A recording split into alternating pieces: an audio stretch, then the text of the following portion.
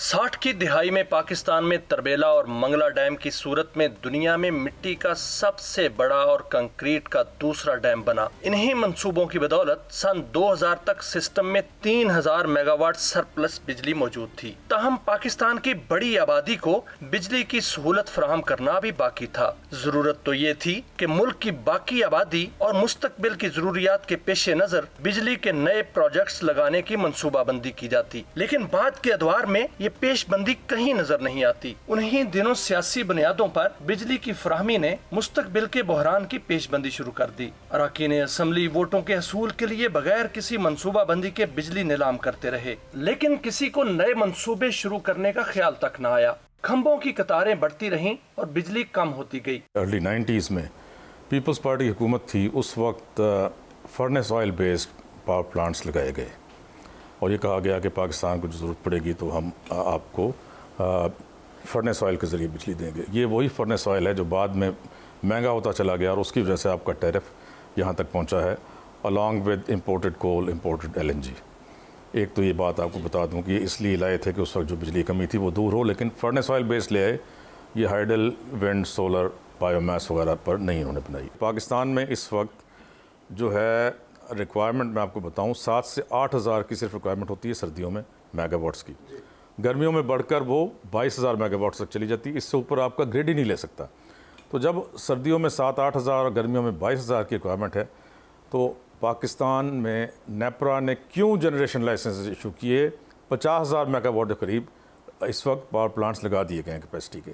जो मंसूबे शुरू किए गए उनकी बरवक्त तकमील की तरफ भी कोई तवज्जो दिखाई नहीं देती। यही वो दौर है जब पावर सेक्टर में करप्शन के लामुतनाहिद सिलसिले का आगाज हुआ। 90 के बाद शुरू किए जाने वाले मंसूबों पर निगाह डाली जाए, हर मुकाम पर करप्शन की नई कहानी मौजूद मिलेगी। सन 2002 की पावर पॉलिसी का जायजा लिया जाए तो इसमें कलीलुल मुद्दती, दरमियानी मुद्दत और तवील मुद्दत के 22,455 मेगावाट सलाहियत के मुतअद्दद पन बिजली मंसूबे और डैम्स की तामीर की मंसूबाबंदी नजर आएगी। पॉलिसी में दिए गए शेड्यूल के मुताबिक तमाम तर मंसूबे 2020 तक 2,131 अरब रुपए में मुकम्मल होते, सस्ती और पायदार बिजली भी फराहम होती और वाफर मिकदार में पानी भी जखीरा होता।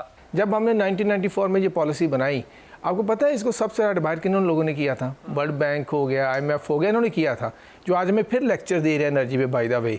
और वर्ल्ड बैंक ने और USAID ने मिलकर एक फंड भी बनाया था कि हम इसको फैसिलिटेट करेंगे, इस पॉलिसी की इम्प्लीमेंटेशन को। उन्होंने इसको बड़ा लैंडमार्क कहा था। जहाँ तक पॉलिसीज़ का ताल्लुक है और उसमें टैक्स मराद देने का और उसके अलावा दूसरी मराद देने का, ये बहुत ही अफसोसनाक बात थी कि हमने ये मुआहदात जो हैं वो पाकिस्तान के कौमी मफाद के ख़िलाफ़ किए। ये बात ज़ाहिर करती है कि इसमें फिर यकीनी तौर पे जो इल्ज़ामात लगाए जाते हैं कि ये इसमें कुछ शकीक बैक्स इन्वॉल्व थे, क्योंकि ये हो नहीं सकता था कि हम उनको टैक्सेस से भी मुकम्मल इस्तिस्ना दे देते, क्योंकि अगर वो यहाँ आ रहे थे, पैसे कमा रहे थे, तो उस पर टैक्स तो कम से कम देते। जो सबसे बुरी बात हमने की वो ये की कि जो दूसरे ममालिक ने नहीं की कि उन्होंने कोई भी टैक्स की मराहत नहीं दी। इसके अलावा उन्होंने ये भी हमारे ऊपर डॉलर टर्म्स के ऊपर पेमेंट का और कैपेसिटी पेमेंट्स के जो ख़ास तौर पर शराइत रखी गई वो बहुत ही बुरी थी। 3 चीज़ें होती हैं प्रोजेक्ट मैनेजमेंट के लिए: टाइम, कॉस्ट और क्वालिटी। अगर उसको आप वक्त पर मुकम्मल नहीं करेंगे, फ़र्ज़ किया 5 साल का प्रोजेक्ट है, अगर 5 साल से लिंगर ऑन करके वो 10 साल पर जाएगा तो ज़ाहिर है कि कीमतें बढ़ेंगी। क्योंकि पिछले आप देख लें, जब से नवाज़ शरीफ साहब को घर भेजा गया था 2017 में, 100 रुपये, और इसाक डार साहब बाहर गए थे, 100 रुपये के आसपास डॉलर था।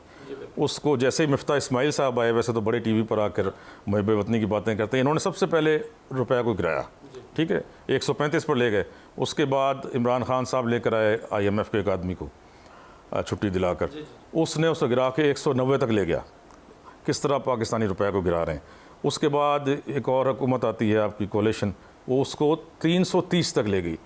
आपने 3 गुना 300% जो है रुपये को गिरा दिया, और इसी वजह से आपकी कंस्ट्रक्शन कॉस्ट भी 3 गुना बढ़ गई, 3.5 गुना बढ़ गई। आपकी हर चीज़ की, इम्पोर्टेड फ्यूल की, जो आपका इम्पोर्टेड फर्नेस ऑयल है, इम्पोर्टेड कोल है, LNG है, इसी कीमतें भी 3 गुना बढ़ गई। आपका टैरिफ खुद बहुत 3 गुना बढ़ गया।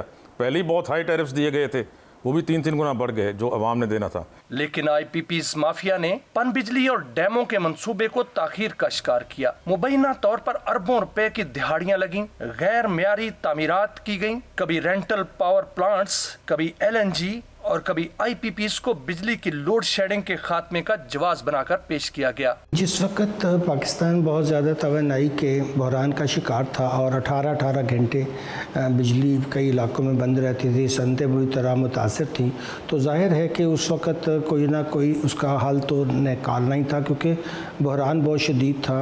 इसने पाकिस्तान की पूरी सनती माहौल को भी तबाह करके रख दिया था। मगर ये नहीं ज़रूरी था कि हम वर्ल्ड बैंक के तहत IPPs ही बनाते, हम इसको प्राइवेट पब्लिक में भी पार्टनरशिप में ले जा सकते थे और इसका बेहतर हल निकाल सकते थे, क्योंकि इसकी शराइत जो तय हुई वो पाकिस्तान के लिए आने वाले दिनों में अच्छी नहीं थी। वापडा की दस्तावेजात में पन बिजली मंसूबों, डैमों और आबपाशी के प्रोजेक्ट्स की तामीर का जायजा लिया जाए तो नाअहली, मुजरमाना गफलत और करप्शन हर सतह पर नजर आएगी। पानी और बिजली और आबपाशी के मंसूबों में ताखीर करके मईशत को 3610 अरब रुपए का टीका लगाया गया। पावर पॉलिसी आई जब ये 1994 की, उस वक्त हम डिस्करेज किया हमारे यानी कि जो बुनियादी थे, बल्कि हो सकता है कि इस डिबेट को ही डाइवर्ट करने के लिए कि आप पन बिजली के मंसूबे छोड़ें, कालाबाग डैम को, डैम को, मीर पैशा डैम को, सबको छोड़ें, बस इन पे जल्दी जल्दी लगाएं। और इसमें कुछ लोगों को फ़ायदा भी है, क्योंकि जल्दी लगता है तो जल्दी, जो भी आप बात कर रहे थे कि जो उसमें शायद कुछ होती हैं, करप्शन होती है, तो वो भी एक आसान होती है, तो वो उधर चले गए। लोगों ने कहा बस ये लगाओ, सबका फ़ायदा था। फिर किसी को देखें, सब कहते हैं बुरी है, चेंज क्यों नहीं करते यार, फंडामेंटल। और उसमें हमने गारंटीज ऐसी दी हुई हैं कि आप कर ही नहीं सकते। जब 85% आपके बड़े ज़मींदार और बड़े कारखानेदार आपके पार्लियामेंट में बैठे हुए हैं, उन्होंने पॉलिसीज़ किसके लिए बनानी है? उन्होंने पॉलिसीज़ बनानी अपने लिए। बड़ा ज़मींदार है, उसने अपने ऊपर टैक्स नहीं लगने देना, और इस तरह कारखानेदार है, उसने तरह तरह के SROs जारी करवाने और जो है अपने काम करवाने। जब आप अहल लोगों को चुनेंगे, जब इतनी अकल आ जाएगी इस कौम में, इतना शऊर आ जाएगा, उस वक्त इसका मसला हल हो जाएगा। मैं एक मिसाल दिया करता हूँ कि अपोजिशन पाकिस्तान में मौजूद है, ठीक है जी, फॉर्म 47 और 45 की बात करते हैं, लेकिन तनख्वाहें ले रहे हैं पार्लियामेंट से। किसी ने आवाज़ उठाई, जो बात आप कर रहे हैं, किसी ने पार्लियामेंट में ये अपोजिशन में आवाज़ ये उठाई है कि टैरिफ क्यों इतना बढ़ गया, ये हाइडल क्यों नहीं लग रहा, फलाना क्यों नहीं हो रहा? किसी ने आवाज़ उठाई है? ये किसका काम होता है? ये अपोजिशन का काम होता है। अगर हुकूमत गलती कर रही है तो तुम उसको रोको। 969 मेगावाट का नीलम झेलम पन बिजली मंसूबा वापडा और वजारत पानी, बिजली और तवानाई डिवीजन की नाअहली, मुजरमाना गफलत और अजब करप्शन की गजब कहानी की दास्तान है। ये मंसूबा 2009 में मुकम्मल होना था।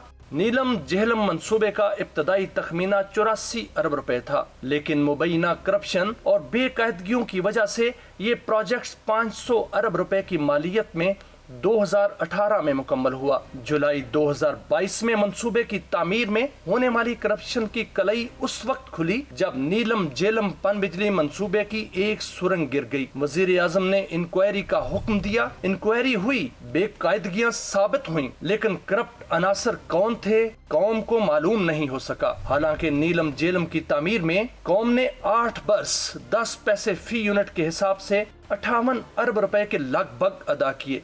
शवाहिद बताते हैं कि नीलम झेलम पन बिजली मंसूबे ने 2022 तक मुकम्मल सलाहियत में बिजली पैदा नहीं की। गुज़श्ता 5 साल से मंसूबा मुकम्मल बंद पड़ा है। यौमिया 27 करोड़ रुपए का नुकसान हो रहा है। इसी बात पे अकाउंटेबिलिटी होनी चाहिए ना, कि जिसका जो काम था उसने क्यों नहीं किया। होता क्या है कि अगर आपका सियासतदान जो ऊपर बॉस बैठा हुआ है और वो भी टॉप पर है, वो आपको से जो चाहता है वो करवा लेता है। अगर कोई इनकार करे वो बात मानने को, या बहुत काबिल बने कि मैंने तो PhD की हुई है, मैं तो ये समझता हूँ कि ये होना चाहिए, उसको 1 सेकंड के अंदर निकाल कर बाहर करते हैं कि चलो अपनी PhD जाकर तुम बाहर इस्तेमाल करो।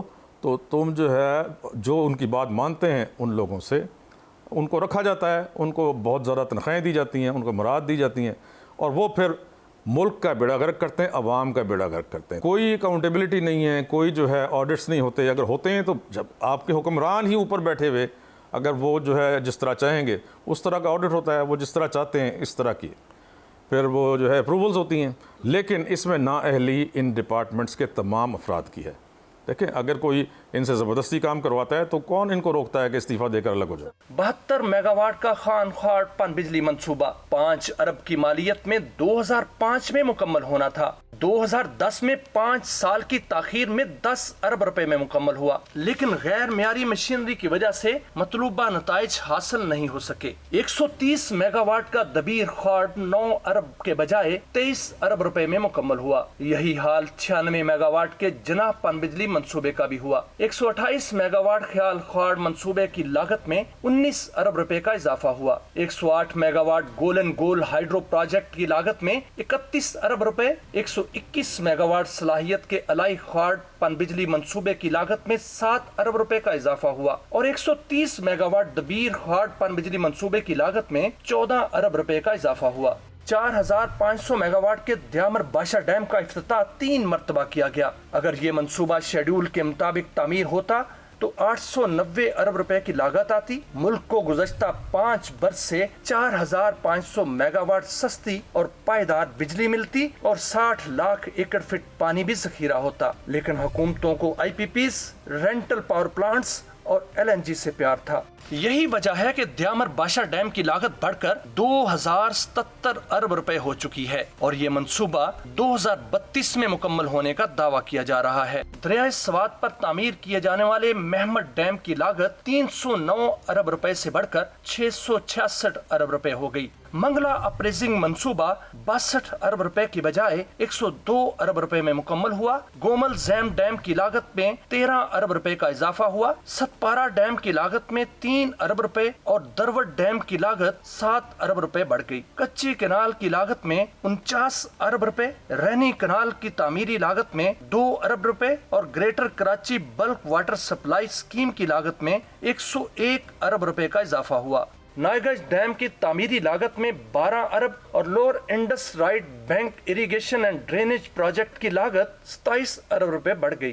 داسو پن بجلی منصوبے کی تعمیری لاگت 486 ارب روپے سے بڑھ کر 1737 ارب روپے ہو چکی ہے. تربیلا 5واں توسیعی منصوبے کی لاگت میں 45 ارب روپے کا اضافہ ہوا. تربیلا 4تھا توسیعی منصوبہ 83 ارب روپے کے بجائے 122 ارب روپے میں مکمل ہوا. پن بجلی منصوبوں کی تعمیر میں تاخیر اور ممبئی خورد برج سے لاگت میں مجموعی طور پر 602 ارب روپے کا اضافہ ہوا. بلوچستان کے لیے ایران سے درآمد کی جانے والی 100 میگا واٹ بجلی بھی مؤثر ٹرانسمیشن سسٹم نہ ہونے کے باعث تقریباً ضائع ہو رہی ہے. ہماری ٹرانسمیشن لائنز بہت کمزور ہیں. پھر دوسری چیز، جب سی پیک سٹارٹ ہوا تھا تو ہم نے انویژن کیا تھا کہ ہم نے انڈسٹری لگانی، 9 اسپیشل اکنامک زون بنانے ہیں. ان کے لیے بجلی کہاں سے لاتے آپ؟ انڈسٹری تھی نا ساری، آپ ان کے لیے بجلی کہاں سے لاتے؟ اگر آپ نہیں کیپیسٹی بڑھاتے، آپ کہتے ہیں نا ہم نے ڈیولپ کرنا ہے، ہم نے یہ کرنا ہے، بھی اس کو تو electric power is the basic element. اگر وہی نہیں ہوگا تو آپ کہاں سے کریں گے؟ جو ٹی وی پہ بیٹھ کے بات بڑی ساری ضرورت ہے، جو اوور کیپیسٹی ہوئی ہے وہ بات یہ ہے کہ آپ نے اس کی جو دوسری چیزیں کی ہوئی تھی وہ نہیں کی. بات اس پہ کریں آپ نے انڈسٹری کیوں نہیں لگائی. گورنمنٹ سے پوچھیں ہمارے آپ کے اسپیشل اکنامک زون کیوں نہیں پورے کے پورے 9 کے 9 جو ہے آپ کے آپریشنلائز ہوئے. آپ ان سے پوچھیں آپ نے ٹرانسمیشن لائنز کیوں نہیں بچھائیں. آپ کو پتا تھا آپ کی ٹرانسمیشن کا مسئلہ ہے. ہمارا جو انفراسٹرکچر تھا جو بجلی سپلائی کر سکتا وہ تو کسی طرح بھی اس قابل نہیں تھا کہ ہم اتنی کیپیسٹی کو آگے پیداواری طور پر استعمال بھی کر سکتے ہیں. تو اس سے یہ ظاہر ہوتا ہے کہ یہ بدعنوانی ہی تھی، کیونکہ اس میں نااہلی نہیں ہو سکتی کہ آپ کو صاف نظر آ رہا ہے کہ آپ 34,000 میگا واٹ سے زیادہ آپ کی جو لائنز ہیں وہ بوجھ ہی نہیں اٹھا سکتے اور آپ 65 تک پہنچ گئے. تو کوئی بھی آدمی اگر اس کو ایک نظر سے دیکھے گا تو وہ یقینی طور پر کہے گا کہ یہ نااہلی نہیں بلکہ دیدہ دانستہ بدعنوانی کا ارتکاب کیا گیا. 9 اسپیشل اکنامک زونز بنانے تھے انڈر سی پیک. اس کے علاوہ اور بھی بہت سارے آپ کے اسپیشل اکنامک زونز ہیں جہاں پر مراعات حکومت دیتی ہے. یہ جو 9 اسپیشل اکنامک زونز ہیں سی پیک کے ساتھ میں 3 تقریباً تیار ہیں.